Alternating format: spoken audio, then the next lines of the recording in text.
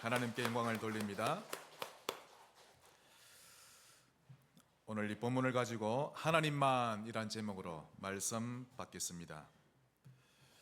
오랜만에 사사기서를 통해 오늘 말씀을 하나님 주려고 하시는데요, 이 사사기서를 보시면 주제가 간단합니다. 이스라엘 백성이 여호와의 목전에 악을 행하고 그럴 때마다 하나님은 주변 국가를 일으키셔서 이스라엘을 공격하게 하셨습니다. 항상 그러합니다. 그래서 주변국들을 몽둥이와 회초리로 사용하신 것입니다. 그러려면 백성들은 너무 고통스러우니까 살려주세요 라며 하나님께 손들고 나옵니다. 그러면 하나님은 사사를 세우셔서 그들을 구해내셨는데, 그러다 또 한 몇십 년 평안해지면 또다시 하나님을 잊어버리고 악을 행합니다. 그런 악순환이 계속 이어지는 것이 이 사사기의 내용입니다. 오늘 본문을 보니 또다시 이스라엘 백성이 여호와를 잊어버리고 악을 행하는데요, 그래서 하나님이 40년간 블레셋 나라의 지배를 받게 하셨습니다. 그때 단 지파에 마노아라는 사람이 있었는데요, 그의 아내가 임신하지 못해 자식이 없었습니다. 어느 날 여호와의 사자가 그녀 앞에 나타나서 말씀하시기를, 네가 임신하여 아들을 낳게 될 것이다. 그러므로 너는 이제부터 포도주와 독주를 마시지 말고 부정한 것을 먹지 말라. 또한 아들을 낳으면 그 아이의 머리에 삭도를 대지 말라. 이유는 그 아이는 태어나면서부터 하나님께 바쳐질 나실인이기 때문이다 라고 일러주었습니다. 여자는 깜짝 놀랐죠. 그래서 자기 남편에게 달려갑니다. 그리고는 자기가 보고 들은 그대로를 전해줍니다. 그러자 남편이 거기서 하나님께 기도를 하죠. 하나님, 저희 집사람에게 보내셨던 사자를 다시 한 번 더 보내주셔서 우리가 낳을 아이에게 어떻게 행해야 할지를 좀 더 자세히 알려주시기를 원합니다. 하나님이 그 기도를 들으시고 주의 사자를 한 번 더 보내셨는데, 이번에도 역시 아내가 혼자 있을 때 주의 사자가 딱 나타납니다. 그러자 그녀는 이제 대화할 것 없이 바로 자기 남편에게 달려갔죠. 그 주의 사자가 왔다고. 그래서 마노아도 달려옵니다. 고개 속에 공손하게 말합니다. 어제 오셨던 주의 사자가 맞으시니까 사자가 맞노라. 내가 바로 그니라. 그러면 태어날 아이에게 우리가 어떻게 행하리이까? 그러자 주의 사자가 전날 여인에게 말해줬던 그대로 말해줍니다. 너희는 이제부터 포도주와 독주를 마시지 말고 그 어떤 부정한 것도 먹지 말라. 아들을 낳으면 그 머리에 삭도를 대지 말라. 그 아이는 태어나면서부터 하나님이 택하신 나실인이기 때문이니라. 감격에 젖은 마노아는 너무 감사해서, 당신의 이름이 무엇이니까? 어찌하여 네가 내게 이름을 묻느냐? 그래서 사사기 13장 18절에 여호와의 사자가 그에게 이르되 어찌하여 내 이름을 묻느냐? 내 이름은 기묘자니라 하니라. 기묘자는 놀라운 일을 행하는 자다라는 뜻이죠. 그러자 마노아가, 그러면 저희 집에 염소 새끼 있는데 한 마리 잡아다가 당신에게 음식 대접하면 안 되겠나이까?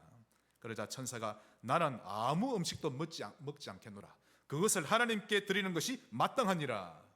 그러자 마노아가 염소 새끼와 소제물을 가지고 하나님께 번제를 드립니다. 20절, 불꽃이 제단에서부터 하늘로 올라가는 동시에, 번제죠? 그 짐승을 태우니까 불꽃이 쫙 올라갑니다. 불꽃이 하늘로 올라간과 동시에 여호와의 사자가 제단 불꽃이 휩싸여 불꽃과 함께 하늘로 올라가 사라지는 것입니다.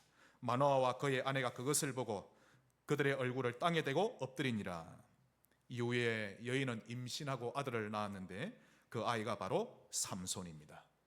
자, 삼손은 어릴 때부터 믿음으로 자랐습니다. 성경에 보시면 하나님의 영이 그를 떠나지 아니하고 가는 곳마다 그를 축복하시고 인도하시고 세밀하게 관여하셨다라고 나옵니다.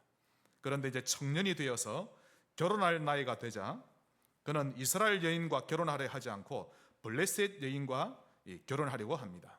그래서 부모가, 아니 너는 왜 언약의 백성이 아닌 자와 결혼하려 하느냐? 우리 지파에도 좋은 여인이 얼마나 많은데. 그래도 삼손은 막무가내입니다. 제가 좋아하니까 좀 그냥 허락해 주세요. 얼마나 때를 쓰는지. 그러자 부모가, 그러면 일단 얼굴이라도 한번 보자.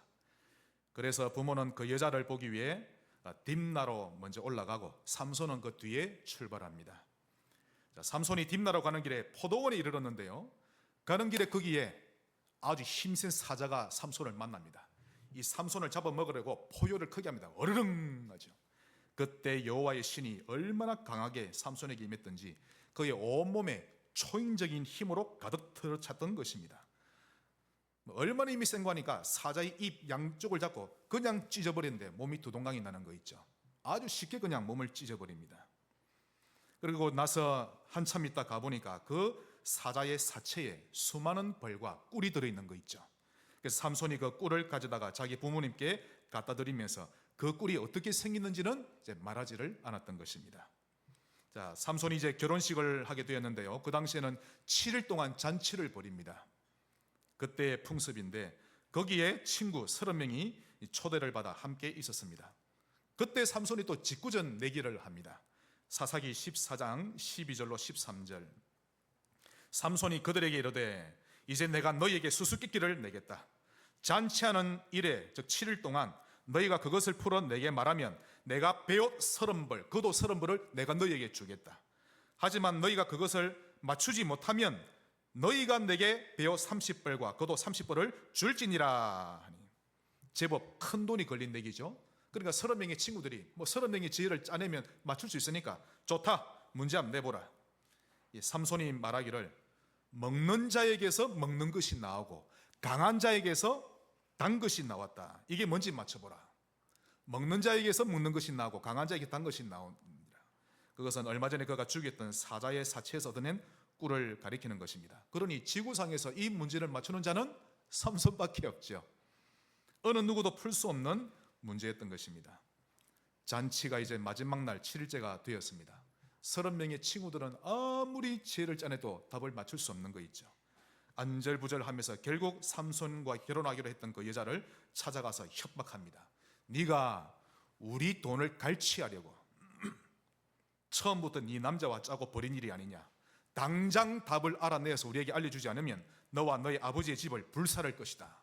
이렇게 협박하자 여자가 겁을 먹고 삼손에게 가서 답을 알려달라고 울며 불며 간청하는데요. 삼손은 어쩔 수 없이 비밀이라 하면서 알려줍니다. 그걸 30명 친구에게 여자가 가르쳐주죠. 그날 해가 지기 전에 친구들이 삼손에게 가서 말합니다. 답을 아니까 비꼬듯이 말하죠. 무엇이 꿀보다 달겠으며 무엇이 사자보다 강할꼬. 이 답을 알고 있다는 뜻이죠. 그걸 비웃듯이 말하는데 삼손이 바로 눈치를 채버립니다. 너희들이 내 여자를 협박하지 않았다면 몰랐을 것이다 라며 얼마나 화가 났던지 아스글론에 내려가서 거기에 있는 사람 30명을 쳐 죽이고 돈을 빼앗아서 그 돈으로 친구 30명에게 옷값을 지불해 줍니다. 계속 화가 안 풀리는 거죠. 며칠 동안 씩씩거리다가 나중에 딥나로 가서 자기 여자를 찾으러 갑니다. 근데 장인이 가만히 보니까요, 지금 자기 딸을 지금 죽이게 생겼거든요. 자기 여자가 딸이 그 가르쳐 줬으니까. 그래서 아이고 이래서는 안 되겠다 싶어서 자기 딸을 다른 남자에게 시집을 보낸 겁니다. 삼손이 가보니까 자기 여인이 다른 남자의 아내가 돼 있는 거 있죠. 더 화가 나는 겁니다. 머리에 뚜껑이 완전히 열려버렸죠. 그 길로 가서 여우를 300마리를 잡습니다. 그리고는 두 마리씩 꼬리와 꼬리를 딱 묶고요. 그리고 그 꼬리에 묶인 그 사이에 불 잘 타는 나뭇가지를 꽂아가지고 거기에 불을 지핍니다. 그리고는 150쌍을 완전히 밭에 풀어버리죠. 그래서 블레셋 사람들의 밭과 포도원, 감람나무 모조리 다 불태웁니다. 일하고 있던 블레셋 사람들이 깜짝 놀랐죠. 그러면서 하는 말이 사사기 15장 6절에 블레셋 사람들이 이르되 누가 이 일을 행하였느냐 하니 사람들이 대답하되 딥나 사람의 사위 삼손이니 그 장인이 삼손의 아내를 빼앗아 그의 친구에게 준 까닭이라 하였더라. 그러자 블레셋 사람들이 올라가서 그 여인과 그의 아버지를 불살으니라. 삼손은 함부로 건드릴 수 없거든요. 사실 블레셋 사람들이 삼손의 억울함을 대신 갚아준 것입니다. 그럼에도 그가 얼마나 화가 났던지 그 자리에 있는 이 블레셋 주민들까지 모조리 다 죽입니다. 8절 블레셋 사람들의 정강이와 넓적다리를 크게 쳐서 죽이고 내려가서 예단 바위 틈에 머물렀더라. 여러분 지금 삼손 제정신이 아닙니다. 평상시 은혜 없이 사니까 여자에게 마음 뺏기며 살고 분노에 사로잡혀 살고 하나님이 주신 달란트, 그 초인적인 힘이죠, 제멋대로 사용하고 있는 것입니다. 자, 지금 삼손의 직분은 사사입니다. 그 지도자지요.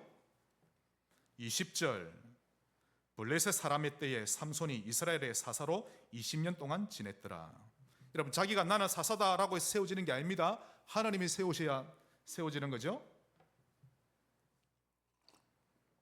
그렇게 사사로 지도자로 세움을 받았음에도 불구하고 그는 늘 육신적인 일에만 몰두하며 세월을 보내고 있었는데, 나중에는 가사라는 지역으로 내려가는데 거기에 기생이 있는데요, 또 그 기생에게 마음을 빼앗기면서 그곳을 늘 드나듭니다. 잠도 거기서 자고 그 기생의 무릎 위에서 늘 베개 삼고 자고 그렇게 삽니다. 매일마다 술에 취해서 살았던 거죠. 이런 괘씸한 놈들 하면서. 그러다 나중에는요, 들릴라라는 여자를 또 사랑하게 되었는데, 이번에는 완전히 맛이 갔습니다. 첫눈에 반해버린 거 있죠. 사람이 한번 무너지기 시작하니까 끝도 없이 무너지는데, 그가 무너진 자리마다 여자가 있는 거 있죠. 왜냐하면 삼손에게 제일 약한 게 여자니까. 그것도 언약이 있는 여자가 아니라 언약이라고는 전혀 없는 이방 여자였던 것입니다.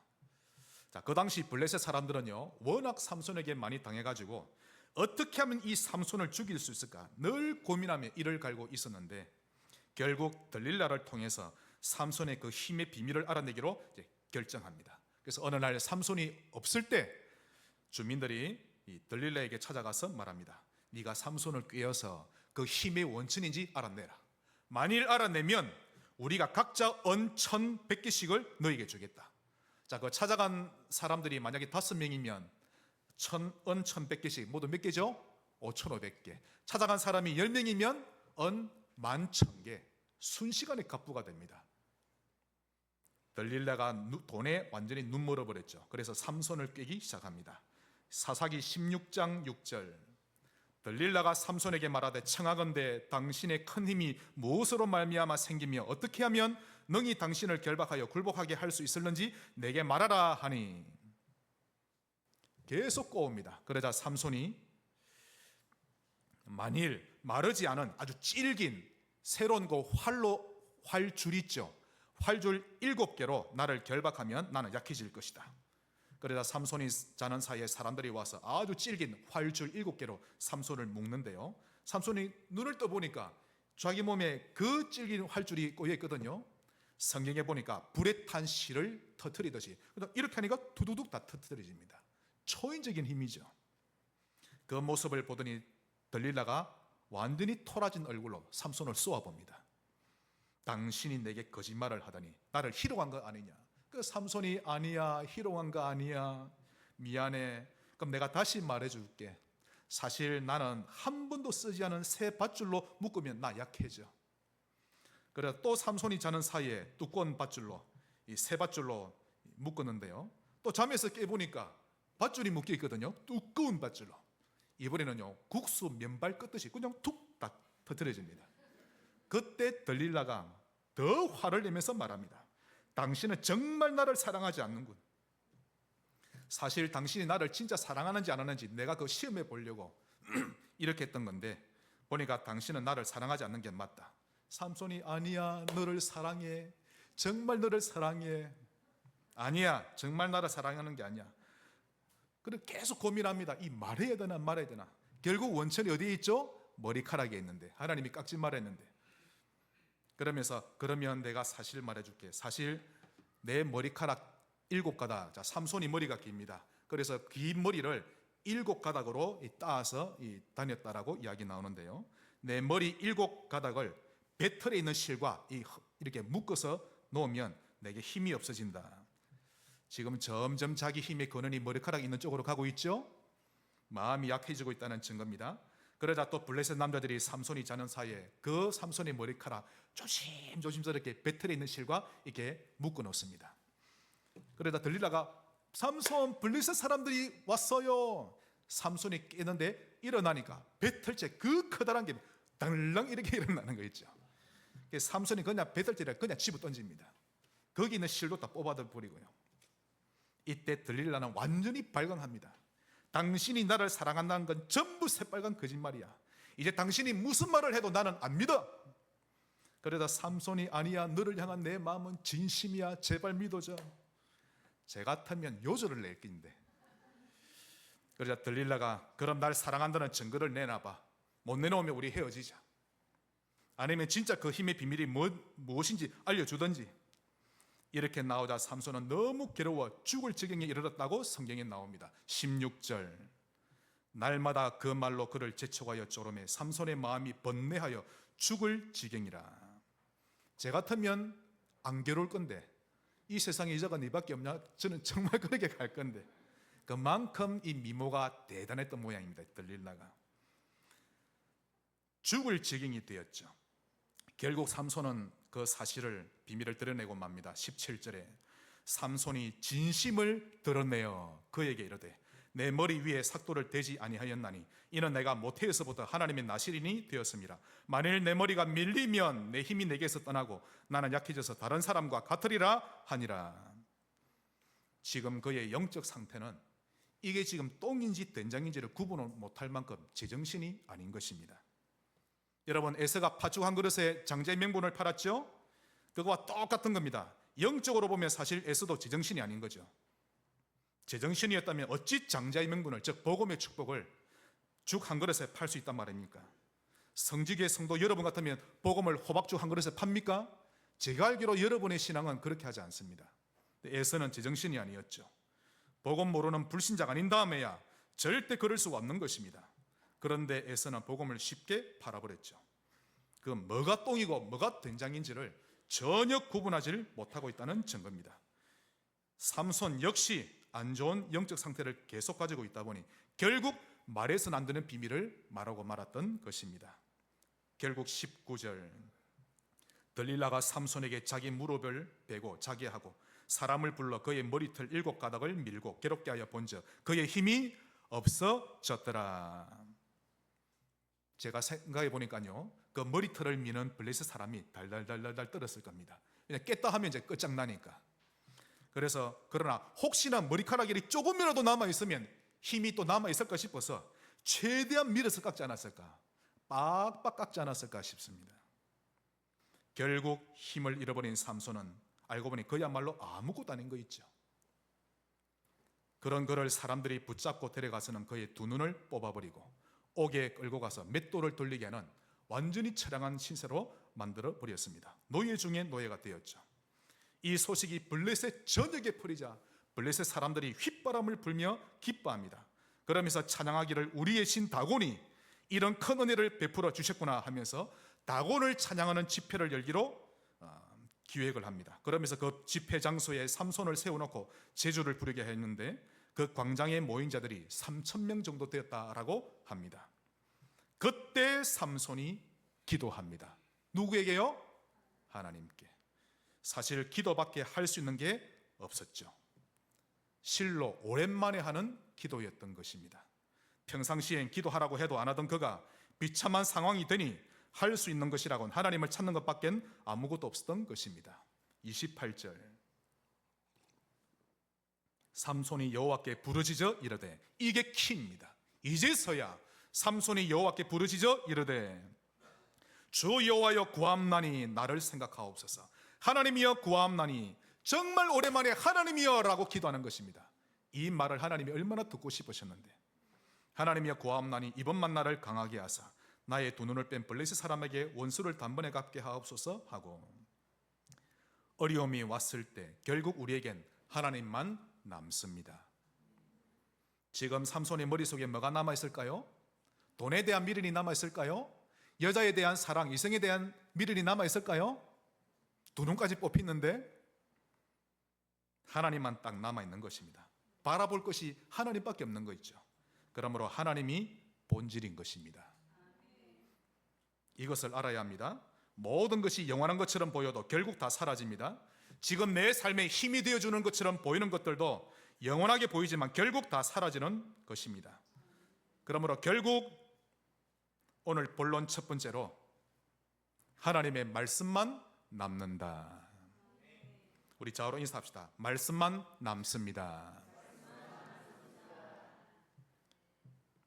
삼손처럼 무너진 삶 살지 않으시길 바랍니다. 사실 또 그와 반대로 여러분이 평상시 은혜 좀 받고 있고 수년간 별일 없이 순조로운 일상이 계속되면 행복합니다. 그러나 그것도 반복이 계속되다 보면 여러분 자신도 모르게 점점 타성에 젖어드는데요, 어느 날 영적 감각이 무뎌지는 날이 옵니다. 일요일날 와서 예배 드리는 것도 이제는 타성에 젖어서 예배 드리고 아무런 감동도 없고 이 하나님 음성인지 나 기분 나쁜 소리 들으면 확 기분 나쁘고 그런 것이죠. 나중에는 감사도 없는 감격도 없는 일상을 보내게 됩니다. 무감각, 무기력에 빠지게 되는데요. 이러다 어떤 이는 타락에 빠지고 삼손처럼 어떤 이는 내 생각에는 이라는 신앙관념에 잡혀버립니다. 하나님이 말씀하시기를 이게 없어지는 거죠. 그러다 진짜 위기가 터지는데요. 그래 되면 그때서야 내 생각에는 이랬던 머리가 하나님이 말씀하시기를 이라는 머리로 바뀌는 겁니다. 그러므로 말씀이 본질입니다. 결국 하나님만 남습니다. 하나님 말씀만 딱 남죠. 근데 이런 위기 왔음에도 불구하고 하나님이 안 남으면 이제는 그게 제일 불쌍한 사람이죠. 하나님을 모르는 사람들도 큰 위기 앞에선 창조주만 남습니다. 자, 사도행전 27장 아시죠? 백부장이 처음에 바울의 말을 듣지 않고 선장과 선주의 말을 더 신뢰합니다. 그리고는 항의를 시작하죠. 그러다 큰 광풍을 만나게 되었고 더 이상 구원의 예망마저 없어지고 죽음의 위기 앞에 서게 되자 결국 바울의 말, 전도자의 말에 귀를 기울이게 되었는데요. 결국 인간은 죽음 앞에 섰을 때 비로소 하나님의 말씀에 귀를 기울이게 되는 것입니다. 그것은 하나님의 말씀이 본질이기 때문이죠. 사도행전 27장 22절로 25절에 잘 나옵니다. 이제 풍랑 가운데 죽음의 위기 앞에 섰습니다. 바울이 말합니다. 내가 너희를 권하노니 이제는 안심하라. 사람들이 전부 귀를 기울입니다. 그렇게 말을 안 듣던 사람들이 이제는 안심하라. 너희 중 아무도 생명에는 아무런 손상이 없겠고 오직 배뿐이니라. 내가 속한 바 곧 내가 섬기는 하나님의 사자가 어젯밤에 내 곁에 서서 말하되 바울아 두려워하지 말라. 내가 가이사 앞에 서야 하겠고 또 하나님께서 너와 함께 항의하는 자를 다 내게 주셨다 하였으니 그러므로 여러분이여 안심하라. 나는 내게 말씀하신 그대로 드리라고 하나님을 믿노라. 아무리 불신자들이라도 아마 아멘 했을 겁니다. 죽을 위기에 처했는데. 그러므로 평상시 말씀에 귀 기울이며 사는 사람이 지혜로운 사람인 것입니다. 말씀만 남습니다. 하나님 말씀을 끝까지 잡는 자가 제일 힘 있는 자죠. 결혼할 때도 말씀을 딱 가진 사람과 결혼해야 합니다. 결혼할 이유가 무엇입니까? 결혼해서 가정을 이루면 무엇을 해야 합니까? 따져봐야 되죠. 큰 두 번째로 결국 기도만 남습니다. 자로 인사합시다. 기도만 남습니다. 결국 기도뿐이구나 이래 돼야 합니다. 만일 이렇게 안 되면 일이 될 때까지 하나님은 여러분의 고통 거둬가지 않으십니다. 하나님은 신자를 기도하게 만드시거든요. 요나를 한번 보세요. 하나님이 요나야 아수르가 너에게 원수의 나라지만 그래도 너는 그 나라에 가서 전도해야 돼 라고 계속 말씀하셨음에도 불구하고 그는 끝까지 부인하며 자기 주장만 해야 됩니다. 아수르는 안 돼요. 딴 데 가서는 전도해도 철천지 원수인데 괘씸한 놈 부인했죠. 결국 하나님은 그를 고레배 속에 집어넣습니다. 그때서야 그가 고레배 속에서 하나님 살려주세요 라고 기도하게 됩니다. 요나서 2장 1, 2절 요나가 물고기 뱃속에서 그의 하나님 여호와께 기도하여 이르되 내가 받는 고난으로 말미암아 여호와께 불러 아뢰었더니 주께서 내게 대답하셨고 내가 소울의 뱃속에서 즉 지옥의 뱃속에서 부르짖었더니 주께서 내 음성을 들으셨나이다. 지금 물고기 뱃속이 지옥과 같나이다 이 말이죠. 결국 고통 앞에선 기도만 남는 것입니다. 기도가 여러분을 고통에서 건져내는 유일한 통로입니다. 한번 따라합시다. 하나님 아버지 그걸 듣기를 원하십니다. 하나님은 이 간단한 2초밖에 안 되는 걸 사람들이 할 줄 모르죠. 10초라도 나의 하나님 아버지여 나를 인도해 주옵소서. 하나님 죄송합니다. 돌이킵니다. 하나님 인도해 주옵소서. 내 인생을 통해 영광을 받아 주옵소서. 왜 이 기도를 못합니까? 위기가 왔을 때도 기도가 유일한 구원의 통로입니다. 자, 초대교회 때 대핍박이 발생했죠. 야고보는 순교를 당하고 담임 목사 베드로는 옥에 갇혔습니다. 그때 교회가 취했던 행동이 뭐였죠? 하나님께 기도하는 것이었습니다. 기도하는 거 외에는 할 게 없는 거 있죠. 사도행전 12장 5절 이에 베드로는 옥에 갇혔고 교회는 그를 위하여 간절히 하나님께 기도하더라. 제가 이번에 이제 오늘 저녁에 필리핀 갑니다. 태풍이 많이 올라옵니다. 만약 태풍 만났다. 여러분 저를 위해 뭐 하실랍니까? 기도밖에 할 거 없죠. 하나님이여, 태풍이 목사가 탄 비행기를 보자마자 깜짝 놀라 물러가게 하옵소서. 기도밖에 할 수 있는 게 없는 것입니다. 여러분 집에 위기가 왔을 때 뭐 하실랍니까? 뭐 구슬하실랍니까? 더 큰 문제가 오죠. 초대교회가 기도할 때 하나님은 그 기도를 들으시고 천사를 보내사 베드로를 구해내신 것입니다. 기도는 우리에게서 본질입니다. 그럼에도 불구하고 갈등이 왔을 때, 고통이 왔을 때, 위기가 왔을 때 다른 짓을 하게 되면 더 깊은 수렁에 빠지게 되는 것입니다. 왜냐하면 하나님이 그 고통을 거두가지 않거든요. 계속 고통에 머물게 하십니다. 본질을 찾으세요. 그게 지혜로운 겁니다. 마지막 큰 세 번째로, 결국 삼손처럼 결국 위기가 왔을 때는 전도 선교만 남는다. 이래 돼야 합니다. 전도 선교는 사람을 구하는 거죠. 교회 사람을 부풀리는 거 아닙니다. 현장에 전도하고 우리 교회 안 데려와도 돼요. 여러분이 처한 곳에서 올바른 복음 생명을 전하고 살려내면 되는 것입니다. 전도 선교만 남구나 일이 되는 자에게 하나님은 계속 문을 열어가시는데, 그때 여러분의 산업의 문도 이때 열리는 것입니다. 여러분이 일 잘해서 돈 잘 버는 거 아닙니다. 하나님이 기회를 주시죠. 하나님의 산업에 방향을 맞출 수 있는지 없는지. 그래서 전도 선교의 방향 맞출 때 하나님은 산업의 문을 여시는데, 이때 받게 될 경제를 빛의 경제라고 합니다. 다시 말해서 이유 있는 돈을 얻게 된다는 뜻입니다. 그러므로 전도 선교가 응답 중에 응답이요 방향 중에 방향입니다. 전도 선교와 연관없는 산업은 모래 위에 지은 성이 되고, 전도 선교와 연관없는 인생은 모래 위에 지은 사상 누각이 되는데 결국 무너지는 인생이 되는 것입니다. 생활의 달인 보세요. 정말 열심히 성실히 산 사람 많죠? 아무리 생활의 달인에 나올 만큼 열심히 일했을지라도 전도 선교와 관련 없는 달인의 인생은 안타깝지만 사상 누각에 불과한 것입니다. 전도 선교가 본질입니다. 여러분의 자자손손에게 전도 선교를 물려주셔야 합니다. 그것이 우리의 후손이 성공하는 것과 직결되는 것입니다. 어린 자녀에게 복음을 알려주고 전도 선교가 무엇인지를 알려주셔야 합니다. 오직 전도요, 오직 선교입니다. 제가 말씀 준비하다가 우리 교회도 이름을 바꿔야 안 되겠나 이런 생각 드는 거 있죠. 진짜 바꾸겠다는 게 아니고, 왜냐니까 하나님도 오직이시고 말씀도 오직이요, 믿음도 오직, 기도도 오직, 전도 선교도 오직, 모든 본질이 다 오직인데 우리 교회 이름은 오직 교회로 해야 되지 않을까. 농담 반 진담 반으로 그런 생각 드는 거 있죠. 여러분, 결국 민주주의도 본질 아닙니다. 그게 나라 살리는 거 아닙니다. 공산주의는 더 아니고요. 입헌군주제도 완벽한 정치제도 아닙니다. 그 어떤 정치도 영적 문제 해결 못합니다. 결국 하나님 중심이 사람을 살리고 나라를 살리는 것입니다. 하나님만 남게 돼 있는 것이죠. 우리나라 온 백성이 오직 하나님께 무릎을 꿇을 때 이 나라는 사는 것입니다. 참으로 우리 교회에서 바알 같은 전도자가 나오고 순교했던 12 사다와 같은 그런 생명건 전도자가 나온다면 우리 교회는 대성공입니다. 여러분의 가문에 여러분이 가르치는 아이들 중에 지난주 알려드렸던 제임스 엘리어트 같은 전도자가 나온다면, 아우카족에게 복음 전하다 순교했죠? 그런 전도자, 그의 아내와 같은 전도자가 나온다면 여러분의 인생과 가문은 대성공인 것입니다. 여러분의 머릿속에 하나님만 남는 그런 신자 되시기를 주의 이름으로 축복합니다. 말씀 결론을 맺겠습니다. 먼저 이런 인생이 되지 않기를 기도하십시오. 예레미야 17장 5절, 여호와께서 이와 같이 말씀하시니라. 무릇 사람을 믿으며 육신으로 그의 힘을 삼고, 즉 돈을 힘으로 삼고 명의를 힘으로 삼고 마음이 여호와에게서 떠난 그 사람은 저주를 받을 것이라. 하나님 없이 사는 인생 되지 않기를 기도하세요.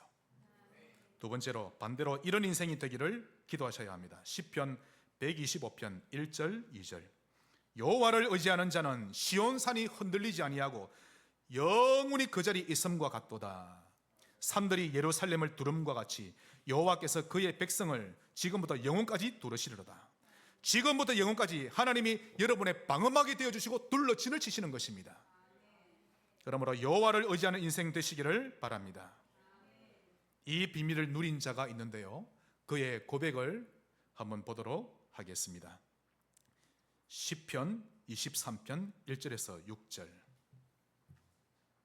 이 다윗이 사울에게 쫓기고 있을 때, 생명의 위기가 왔을 때 그가 했던 고백입니다. 혹 위기 가운데 있는 분 계십니까?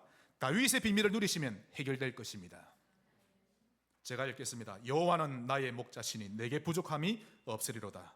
그가 나를 푸른 풀밭에 누이시며, 아닌데 사막을 지금 광야를 헤매고 있는데 영적 상태가 그러하다는 뜻이죠. 그가 나를 푸른 풀밭에 누이시며 쉴 만한 물가로 인도하시는도다. 내 영혼을 소생시키시고 자기 이름을 위하여 의의 길로 인도하시는도다. 내가 사망의 엄침한 골짜기로 다닐지라도 해를 두려워하지 않을 것은 주께서 나와 함께 하심이라. 주의 지팡이와 막대기가 나를 안위하시나이다. 주께서 내 원수의 목전에서 내게 상을 차려주시고, 잔치상을 차린 거죠. 기름을 내 머리에 부으셨으니 내 잔이 넘치나이다. 내 평생의 선하심과 인자하심이 반드시 나를 따르리니 내가 여호와의 집에 영원히 살기로다. 즉 내 영혼은 항상 하나님의 나라입니다 라는 뜻이죠. 큰 위기 중에서도 여호와만 남았던 다윗의 영적 상태가 그대로 드러납니다. 좌우로 한번 인사합시다. 하나님만 남아야 합니다. 위기 왔을 때 하나님만 보여야 됩니다. 이런 신자 되시길 바라고, 이번 주간 이 시편 23편 묵상하면서 혹 떠오르는 시가 있으면 적어보시고, 떠오르는 또 그림이 있으면 한 그림을 그려보시기 바랍니다. 여러분의 심령에 하나님만 남고 하나님만 바라보고 하나님만 높여드리고 하나님 제일주의로 살아가는 그런 신자 되시기를 주 예수 이름으로 축원합니다. 하나님 감사합니다. 다윗처럼 평상시 하나님만 남는 영적 상태 되게 하옵소서. 예수 그리스도 이름으로 기도하옵나이다. 아멘.